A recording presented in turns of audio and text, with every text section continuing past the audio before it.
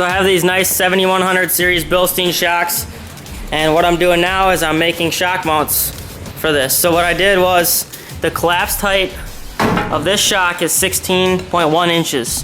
So to ensure proper clearance, I actually made a template at 17.5 inches, or 16.5 inches. See, I started at 1 down here, drilled a hole, mounted in my shock mount, and then drilled another hole at 17.5. So that'll give me a 16.5 collapsed height. And what I'm gonna do now is build a shock mount based off of this. Now, I called Bilstein, and they told me what I wanted to do wasn't possible. So, I thought that was pretty funny. But anyways, I decided that I'm gonna want this at probably about an angle like this. The further straight up, or closer straight up and down, the more the shock is gonna do for your ride. But, so ideally I'd have it straight up and down, but I don't think that looks very good, so I'm gonna have it angled at a little bit like this. So what I did here was I took a piece of cardboard and started making a template. Now, this is gonna weld on top of this frame, extra frame piece like this. Alright?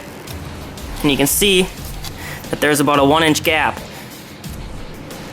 because this is 1.5 inch tubing.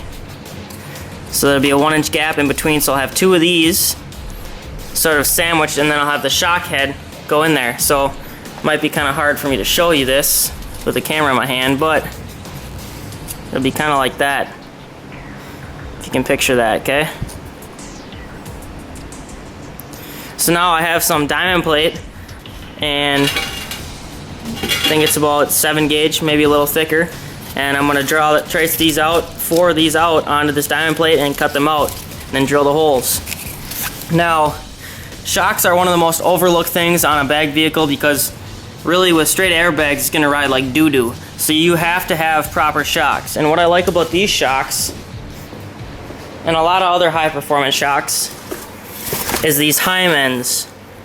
Now these are spherical Hymens, so they actually rotate, and they give you a little bit more forgiveness when you're building bag setups, because bag setups travel on a radius, which puts stress on your shocks if they're not mounted perfectly. But the Heim joints allow you to have more adjustability or more forgiveness. And then this shock actually has a Schrader valve built in, which is mainly used for when you rebuild these shocks, because you have to pressurize it or whatever. So that's these. I'll get these mounted up, build the brackets, and do some fine tuning and see how she works out.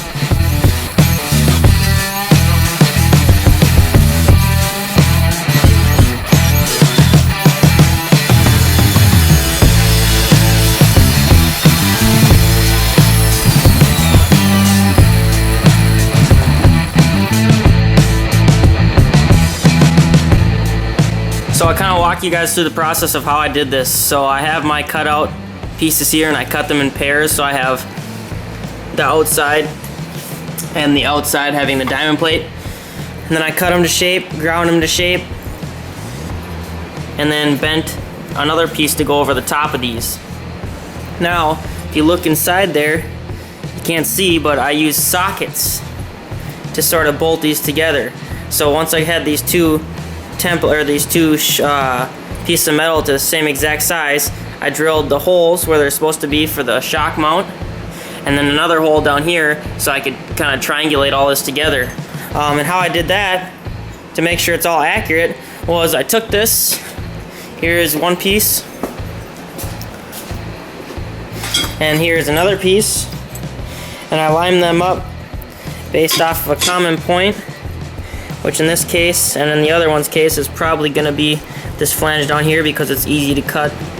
So I have these 2 rough cut pieces, and I clamp them together, and now I have a few tacks holding them together. And what I can do now is I can take my die grinder and start grinding these away until they're both level with each other, they're both the same. Because I cut with the cutoff wheel just rough, now I'm going to grind it down to the actual size. And I'm going to use my cardboard template over here to keep checking until it's precise with the cardboard template, if that makes sense. And the reason I did 2 of these together at a time instead of all 4, if you look over here at my die grinder, you can see that the tip of this is only about a 1/2 inch long, maybe 3/4 of an inch long. So that only gives me enough to do 2 of these flat versus having to go up and down, and that creates inconsistencies. Plus, I just like to do stuff in pairs, just because if the first pair don't work out, then you're not completely ruining the second pair. So that's how I'm going to do that. So I'll just clamp in the vise, start grinding it until it's nice and smooth. Then I can mark and drill out the holes and bolt it together and start tacking stuff up. And I just cut the tacks apart, and now these come apart and you have 2 identical pieces. So now all I have to do is clean up all the edges so I can weld on them and so they're not sharp. And then I can put in my little spacers. This is just a 11/16 square socket. Now I'm using this because this simulates the actual width of my shock head with the bushings that comes with it. So what I did was I took and I drilled these holes where they need to be, and then I bolted this all together. And then there would be another one down on this end, right? You can kind of get a visual on that. There it is, done. Both shock mounts are completely welded in. I think they turned out pretty good. The fitment is perfect.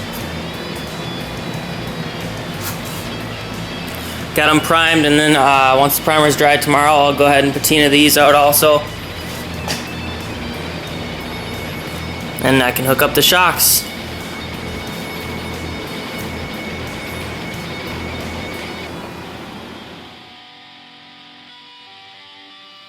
So I was just going to drill this out and actually put a bolt through here, but the small drill bit broke off inside of there, so I'm just going to grind it and weld it and say fuck it. The only reason I wanted the bolt on there was so if I ever wanted to change this bracket I could easily, but I don't see why I'd want to change it, so oh well, I guess. You can see I have this 1.5 inch by 1.5 inch square tubing slid inside this 2x2 square tubing, which is 1/4 inch sidewall. 2x2 minus 1/2 is 1.5, so it slides in there nicely.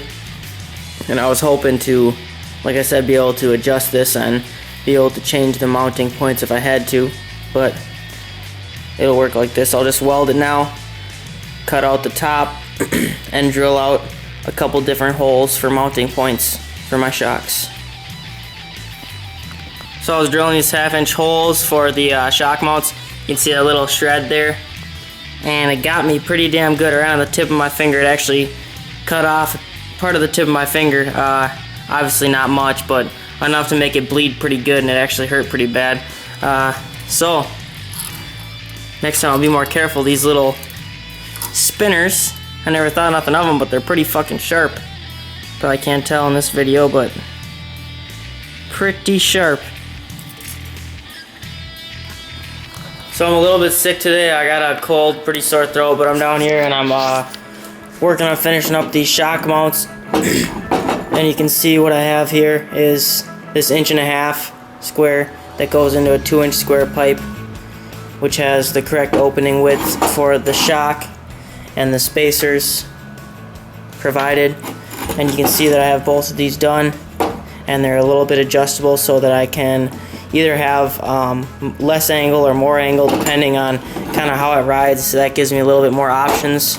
Ideally you want to set these up based off of a few runs down the track or driving it for a little bit without the shocks, and you kind of figure out which tire breaks loose first, and then you build your setup based off that. But for this, I just want to get it done and get it done so it's ideal for riding on the street. So I'm doing my shocks pretty much straight up and down as Bill Stein recommended. And you can see that this mount back here will be the bottom mount. So this will go down. There's a little bracket down there on the rear end, which has, right in there, you can see it right down there. That's a bracket for the 4-link, and it has holes for shock mounts, but I elected to have my shock bolts run this way, so you can see the shock bolt to go through it this way, versus the holes in that bracket down there are going forward and backwards. So if by running it this way, I have more movement available because it's on a heim, so the whole thing will sort of rotate, if that makes sense. So this will be welded down on the bracket down there, and then I'll take my ruler, which has a 16.5 inch holes drilled in it for the smallest, or the compressed height of the shock. I'll mount this in there, and then I can build the top mounts. So for the back here, I'm planning on using a 2x2 tube, kind of like what I use for the lowers. And what I did here was I took the ruler and I mounted it in the lower shock mount that I just welded in. And then I took a piece of cardboard, cut a little cutout out of it to 90 degrees. See, it's like that. Then I put it approximately where I want my shock mount to be. And then I swing this over, and you can see that the hole in this sort of lines up. You can see there. And that's marked at 16.5 inches, which is the compressed height of my Bilstein 7100 series shock. So now you can see that I can take this cardboard template and I can lay it out on my 2x2 tubing so I can get a baseline of where I need to start cutting, basically. So you can see, obviously this isn't cut square or anything like that, but it's close. Alright, so this means that I will have to cut out a 90 degree here. And then what I'll have to do is I'll keep as much material on here as I can, but again, like the lower shock mounts, I'll have to cut out part of this for the head of the shock to travel through. Okay? So that's that. Also, if I wanted to try this, get it a little more precise, I could trim it, drill a 1/2 inch hole or punch a 1/2 inch hole through this cardboard, and then I could put the shock in there. But the problem with that is I don't have a shock compressor. These shocks don't come compressed from the factory. They come shipped just like this, minus this ugly bolt. They come shipped just like this, and there's nothing to compress them with, which kind of sucks because you can't really test fit stuff because it's not going to stay compressed. Even if you can compress it by hand, which I can, but it doesn't stay compressed very long, so it doesn't really give you much to work with. So that's why I'm doing it with cardboard and adjusting to fit. I ain't gonna lie to you, it's a real pain in the ass. Cutting out all this stuff with cutoff wheels. I don't know how many hundreds of these fuckers I've gone through now. But you can see, you can't cut round edges with a cutoff wheel, so obviously I have to do it in sections and then grind it down clean to the radius that I need.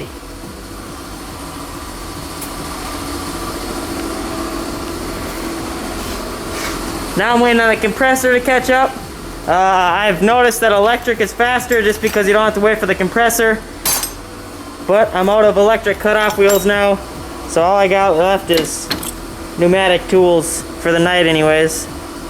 So I started with this basic template, and now I have 2 of these cut out and ground. You can see there's a 90 degree cut in there. There's the space for the shock head to actually go through, and this will be up like this. I was considering cutting a design into this, but I decided not to. Instead, I just rounded the corners nice. Both of these are identical. Well, about as identical as they can get for how I did it. So now I can take these and I need to drill the holes. They'll be right about there, right in the center of this radius. Now I have the edges ground down and ready to weld. So what I'm going to do is I'm going to mark from this out point to where the inside of this has to be, excuse me. And then what I'll do from that is I have an adjustable angle, whatever this is called. I set it to 45 degrees, and this will act sort of as my stop to make sure that both of them are the same. Okay, so I can rest it like this, and then I can push the bracket up against it. This is hard to do with one hand, but let's see if I can pull it off here.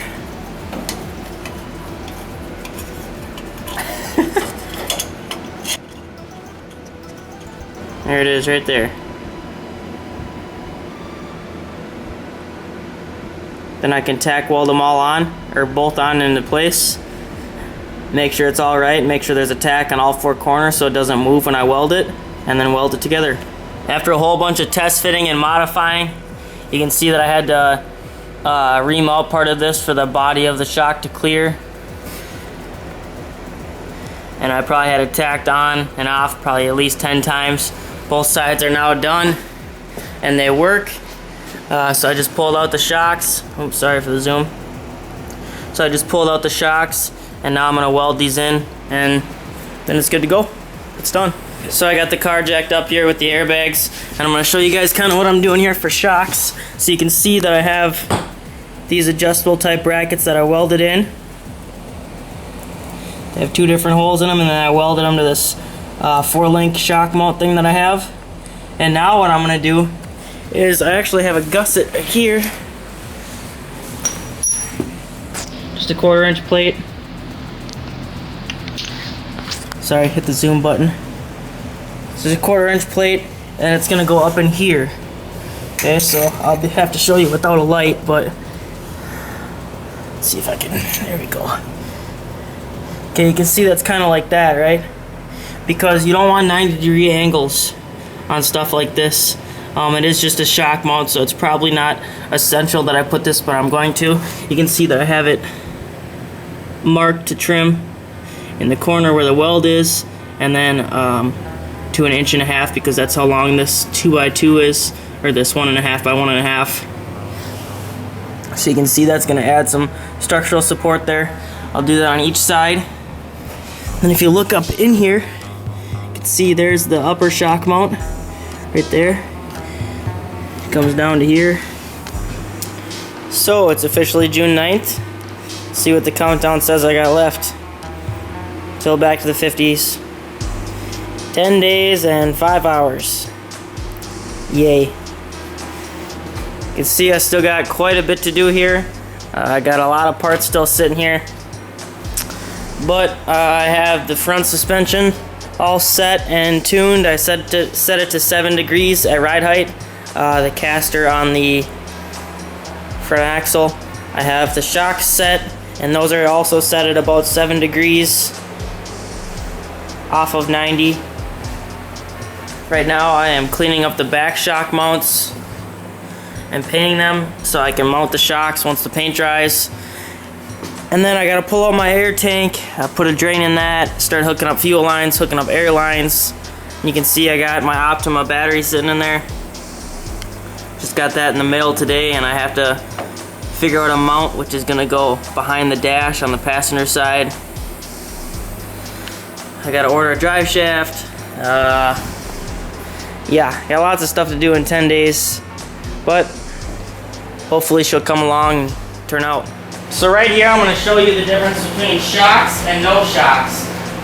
This setup, I have a shock on the passenger side, but no shock on the driver's side. Okay? So what I'm going to do, and I have equal air in each bag, probably somewhere around 80 pounds in my airbags. So what I'll do is I'll shake one side and I'll show you versus the other side. Okay, so we'll start with the side with the shock. You can see once I push down, it essentially stops moving the whole car. If I push down on that side, now if I push down this side, look at that. You can see it continues to shake. You might not be able to see it in camera well, but not only is this side harder to push down, but it also doesn't have as much recoil or rebound on it. That is why shocks are essential for air ride cars.